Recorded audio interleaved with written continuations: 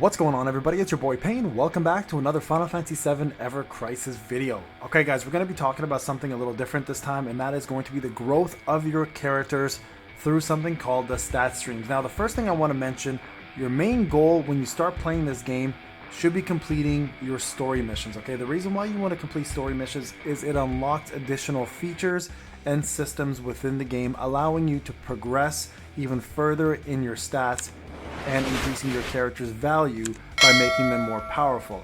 One of these systems is going to be called the stat stream system. Essentially, it's a tree, a stat tree for your character to grow from a stats perspective, as well as a opening for additional limit breaks. So we're going to go ahead and show you guys what this is all about. The reason why I stopped here to make this video is because I have to unlock all 15 character stat streams to complete this growth mission, and I want to show you guys how it's done if you have not got to this point. Now to unlock it, like I mentioned, complete the story modes. You'll get all of the missions from Final Fantasy First Soldier done.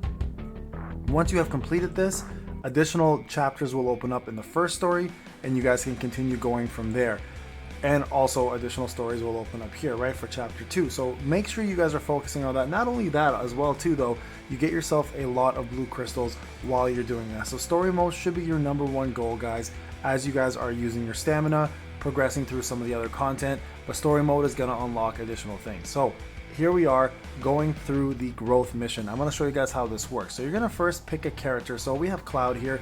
The first thing you're going to be required to do when you jump on this is use some of these character. Here, let me actually go back. Hold on. Let me show you guys another character so I can show you guys how you completely unlock it first. Okay, so this is going to be important. So my second favorite character right now, because of the healing capabilities, is going to be Aerith. So I'll just do Aerith, and I'll show you guys how to do this from start to finish. Okay, so first off, you guys can see here, the first thing you need to do is unlock all of these, right? So you can see here she has Seal Evil as her next one. In order to do that, you have to complete all of these missions right here. You guys can see all of these to begin, and then you can unlock this ability as well as Healing Wind.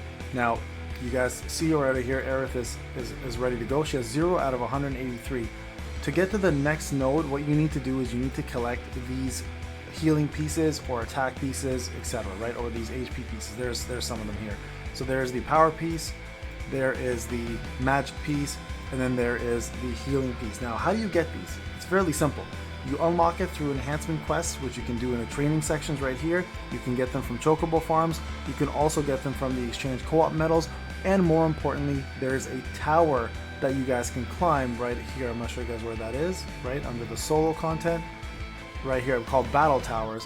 And as you progress through these battle towers, it actually allows you to collect these, including some character shards that you can use for unlocking these stat streams. So let's go back. We'll actually continue with Cloud because that's the character I'm going to focus on for now, but I just want to show you guys what it looks like when it's completely empty. So 0 out of 183. Now this is going to be a massive boost to your statistics. So this is going to, when you see a lot of these players who are currently, you know, with 2,000, 3,000 HP, this is how they're doing it. They're going through the stat stream. Not only the levels matter, but also this matters quite a bit. You can see here that the heal goes up, and on the left side, you'll notice also the stats themselves go up as well, right? So this is going to affect specifically Cloud though, guys. Keep that in mind.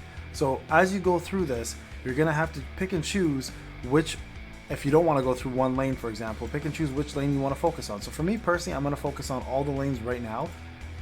Cloud is pretty much a balanced character, but for me, he's more of a physical damage dealer. So some of you guys may not want to complete this magic one, right? You might want to just jump over here after this attack one and go up this route instead. So kind of gauge to see how many characters you're planning to do, especially being a party of 3. You may not want to focus on just one character. You see here, this one here actually requires some character shards, so you're going to need those as well. Those are the bigger boosts. As you go up there and you get to some of these bigger sections, you're going to need this character shards to advance even further through up this tree, right? So keep that in mind as you're going through this, that those character icons can be located through the shop. They can be located through the actual tower that I was just talking about earlier, and other means as well. So the next time we get to it, I'll show you guys all the means that they recommend, and we can kind of look at it together so you guys kind of understand where to go to next. So I'm going to go up here then. Let's go ahead and unlock the next. There we go, unlock all all characters 50 streams. We've done that. So here you can see you can get it through premium quest characters, Memory Cloud 1, Memory Cloud 2, or the tower, which drops it as well. So those are the places to get these. As you can see here, I have to finish chapter 2 sub 1-3. So when you, this is the importance, of course, of completing the story mode, because it again unlocks further modes for you to be able to progress. So you can see here instantly my HP went up by 200, giving me a lot more survivability. Very important part. Now if you're gonna whale, spend responsibly as usual. You know, I always say this. You can purchase these shards from the shop directly, so you don't actually have to use any of your you don't have to actually wait to unlock this. Once you do unlock it, you can just whale through and go through it. Of course, that's always the easy route. The better route, of course, is just grinding as much as you possibly can through the tower and other modes and means of content.